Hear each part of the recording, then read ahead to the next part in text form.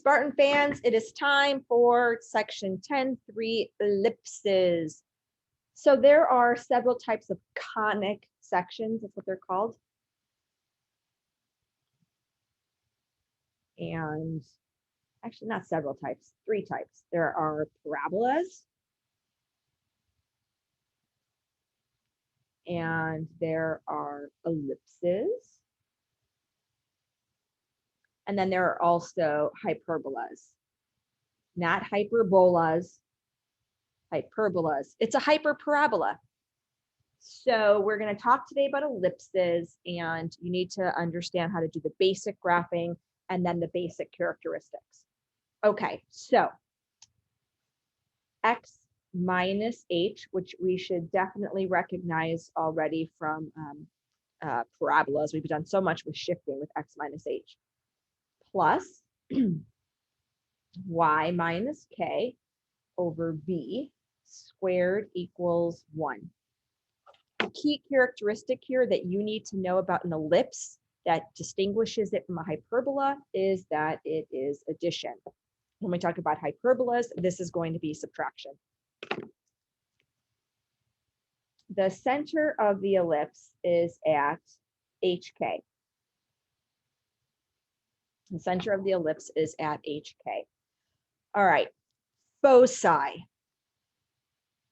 A parabola has one focus, an ellipse and a hyperbola have foci. And to find the foci of an ellipse, we subtract. Add for the equation, subtract for the foci, and a hyperbola is going to be backwards. So you add for an ellipse, the equation for an ellipse, and then the foci we are going to subtract.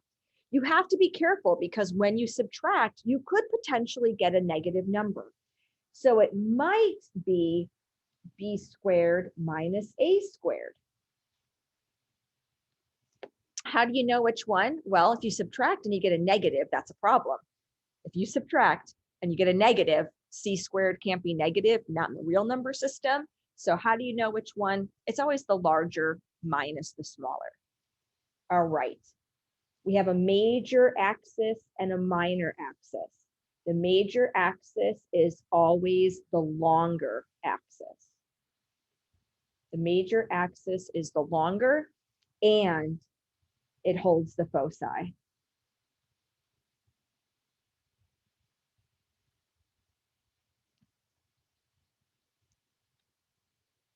C is going to represent the focal distance.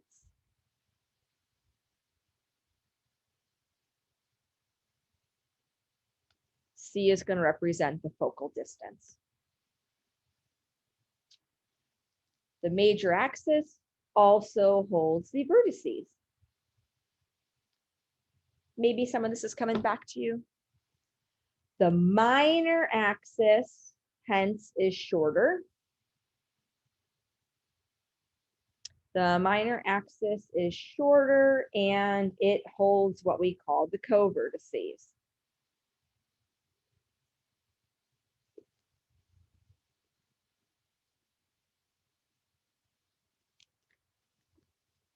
Okay.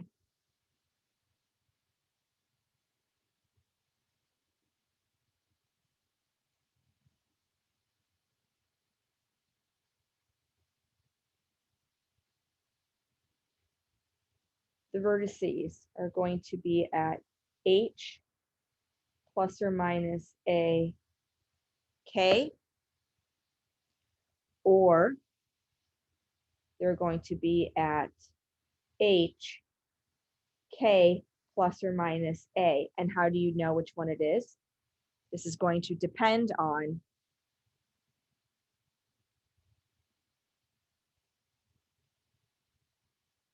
the values of A and B.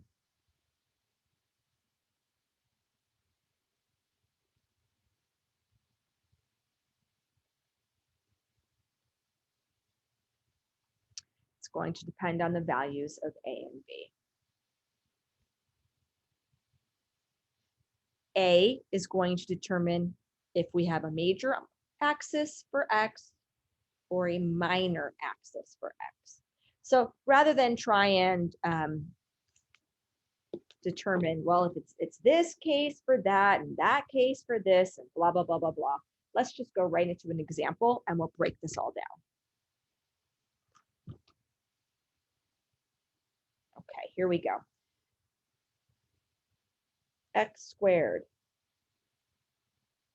plus 9y squared plus 6x minus 18y plus 9 equals 0. Okay, so it appears that this would be an ellipse, and here's why. We're adding x squared and y squared. It appears to be an ellipse, but you don't know that for sure. To determine the answer to that question for sure, we need to complete the square. So I'm going to group x squared plus 6x, leave room, factor out the 9, y squared minus 2y, leave room, equals negative 9. Let's hope this turns into a positive 9, otherwise we're going to have some problems. I grouped the y's. I factored out the 9. A must be 1. The coefficient on the squared term must be 1 before you complete the square. Half of 6 is 3. Squared is 9. Don't forget to add it to both sides. Half of negative 2 is negative 1. Squared is 1. Half of negative 2 is negative 1. Squared is 1. No, we're not going to add 1. You're going to add 9 times 1, which is 9. There are a lot of 9s in this problem. Factor. So we have x plus 3 squared plus 9 y minus 1 squared equals 9. If you need to, pause the video and go back and figure out how I completed the square. Must equal 1. You have to divide. This must equal 1. Okay, so let's divide everything by 9. I'll show the extra step here. So this becomes x plus 3 squared over 9 plus y minus 1 squared over 1. So I'm not going to write it. Let's write this in better form. X plus 3 over 3 squared plus y minus 1 squared equals 1.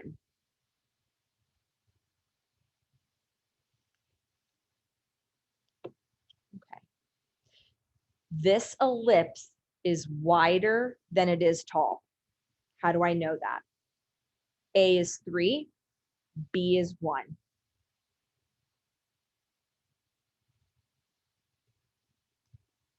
A is 3, B is 1. Therefore, this is an x direction. I call it an x direction. You may have learned it called something else. This is an x direction ellipse. My x is the major axis because 3 is larger than 1. 3 is associated with x. So my major axis is x.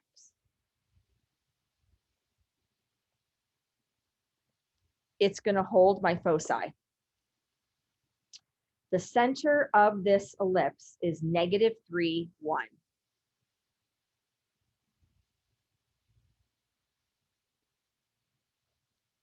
The center is at negative 3, 1. Everything happens from the center. From the center, 3 is associated with x. So from the center, I'm going to go right and left 3. From the center, I'm going to go up and down 1. If it helps you, put a little 1 there. Okay, so let's draw a graph and then we'll talk about what's vertices or co-vertices, etc. Luckily, my ruler was handy.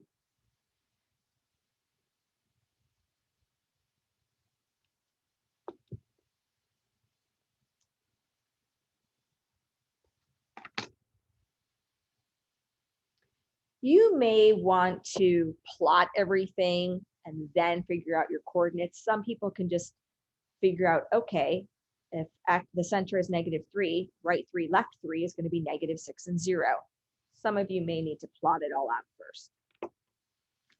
-3, 1. There's my center.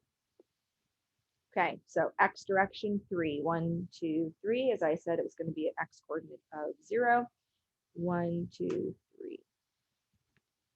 So my major axis is x, as I already said. And the vertices, as h plus or minus a, k in this case. So h -3, a is 3. So that would be 0, 1, and -6, 1. My covertices, so my minor axis is y because it's going to be shorter.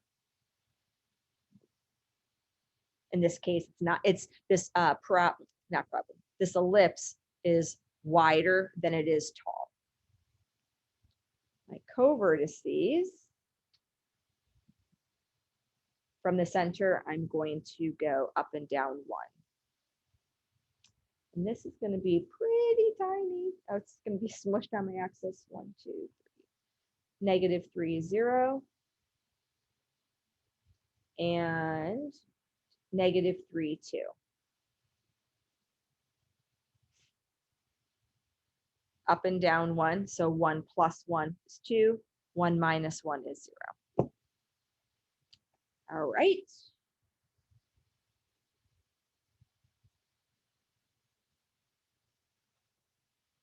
I can draw sometimes.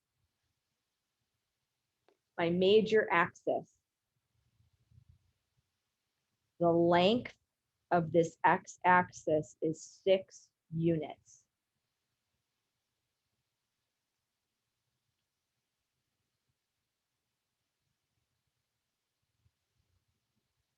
The minor axis is 2 units. So in this case, it was 2a. From the center, I went right A, left A, so the length is 2a. From the center, I went up B, down B for a total of 2b. See, we can say 2b in math class as well. Okay, now the foci. So they're not foci, they're foci. So up here I had said, how do you know which way to go? 3 is larger than 1. So if I do 3 squared minus 1 squared, subtraction for foci, if I do 3 squared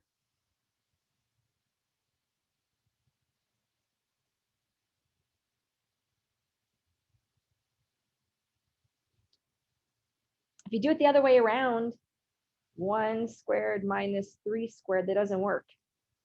So I always look at it as the major minus the minor, the vertices minus the covertices. So in this case, it's going to be a squared minus b squared.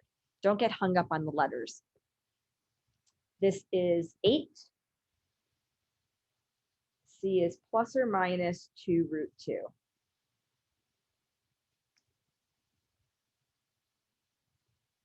Okay, so 2 root 2, I have to approximate that. I don't know where it goes exactly, but they always, always, always go on the major axis. Always go on the major axis.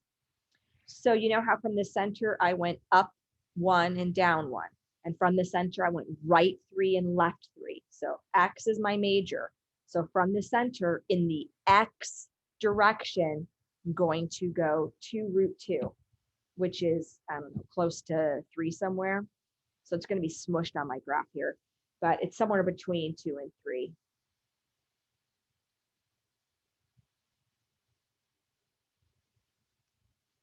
There are my foci. You know how else you'll know if you did it wrong, I hope, is that if you say, okay, it's 2 root 2, and you try and go up and down 2 root 2, it's outside of the graph. It's outside of the ellipse. The foci are always inside of the ellipse.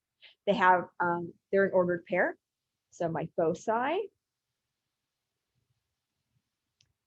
from the center, so starting with x was, what's x? -3 plus or minus 2√2, comma, 1.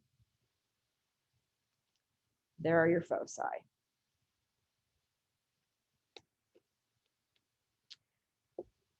So let's say it was switched. I'm not going to complete the square anymore, but let's just say it was switched.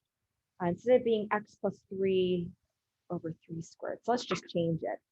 Let's say it was x plus 3 over 1 squared plus y minus 1 over 3 squared. Center is still -3, 1. However, my major is now y because the denominator 3 is larger than 1. So b is greater than a. Don't memorize that. Look at it. I'm guaranteed that you know that 3 is more than 1. So the major axis in this case is y. So now my vertices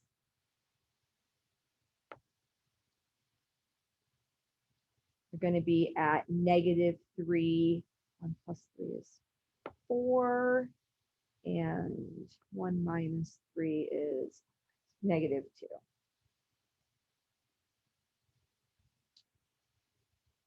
My minor axis is x.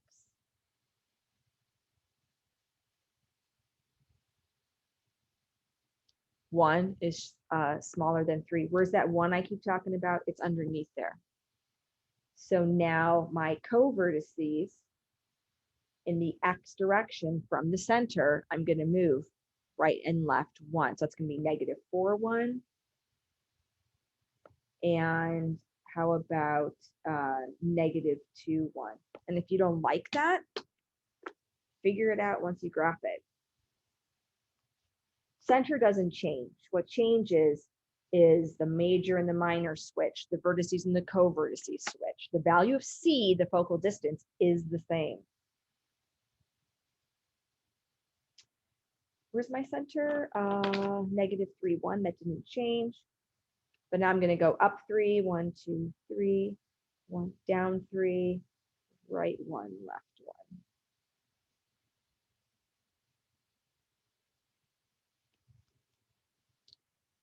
So now the length of my major axis is 6. The length of my minor axis is 1. Nope, 2. Just kidding.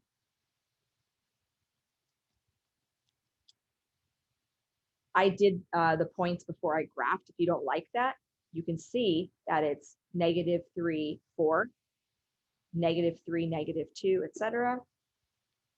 And then your focal distance is still going to be plus or minus √2. Instead of doing 1 squared minus 3 squared, 1 squared minus 3 squared doesn't work. 3 squared 1 is, so the value of c is the same. Where it goes on the graph is different. Larger minus smaller.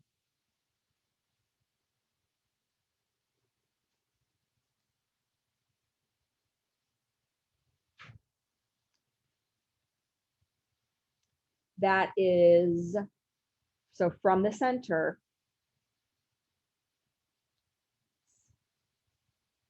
in the y direction,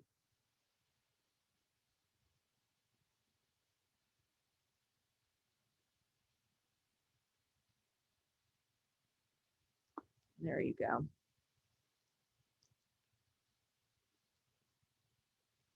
And that is a basic ellipse. Basic ellipse. You have to know how to complete the square. You should know how to find all of this information. We're not going to do super complex. We are, however, going to work backwards. I'm going to give you some information and you are going to write the equation. Okay, let's say that so we're going to write the equation.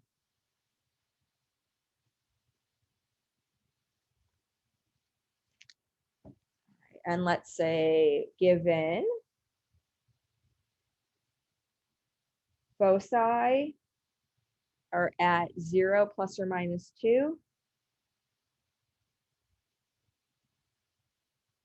and the length of the major axis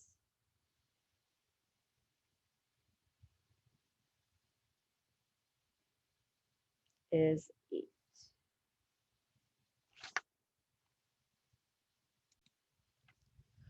The length of the major axis is 8. So this means that from the center,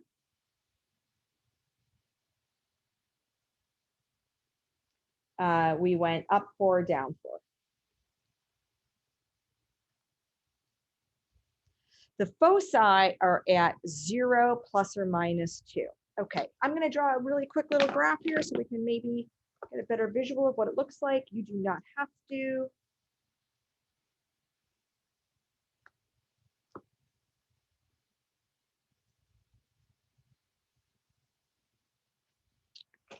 All right, so the foci are at 0, 2, 0, negative 2. And remember, the foci always go on the major axis. So they're vertical. Therefore, the major axis is y.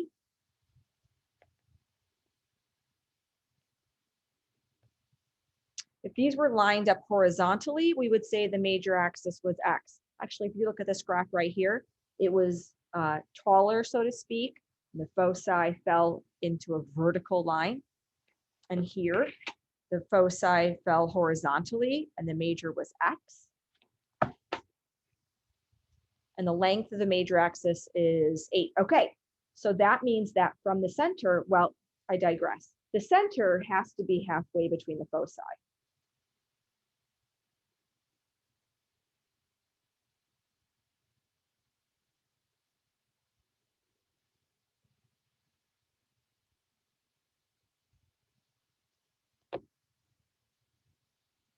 All right. So therefore, my center is at the origin. Well, that's not bad. I like a center at the origin. I shouldn't use C. I should say center instead of using C because that can be confused with the focal distance. All right. Major axis is 8. So from the center, maybe a different color will help. From the center, it's up 4 and down 4. Boom, boom. 1, 2, 3, 4.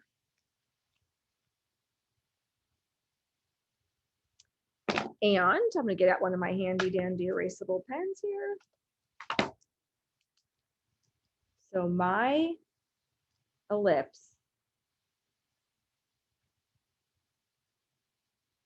goes something like that. It's going to be x squared plus y squared equals 1. The center's at the origin, so I don't have to worry about doing any kind of subtracting. And I know that the coefficient, not the coefficient, sorry, the denominator associated with y is 4.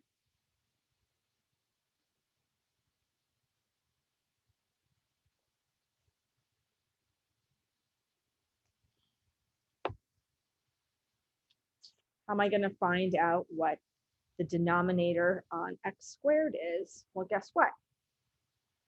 I know the distance from the center to a vertex. I also know the distance from the center to the focus.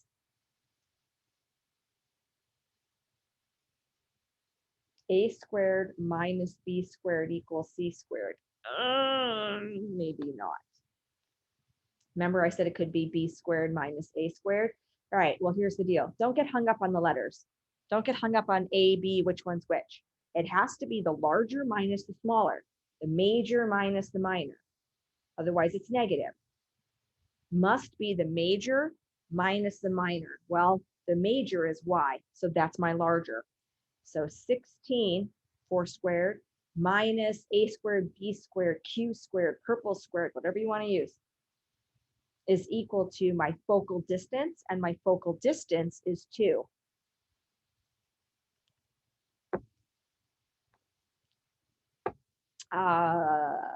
So how about this is 12, a squared equals 12. So a is the square root of 12. Well,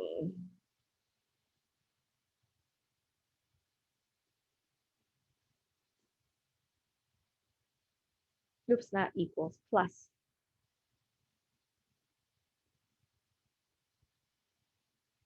That's icky. That's really icky.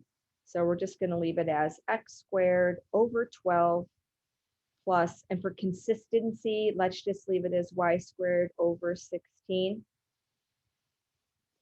I'm leaving it like this because, you know, here, 1 and 3 were nice. Root 12, not so nice. Which way should you write it? Just be consistent. If you're going to write it as a quantity for x, you should write it as a quantity for y, or this way. Not Spartan fans is ellipses.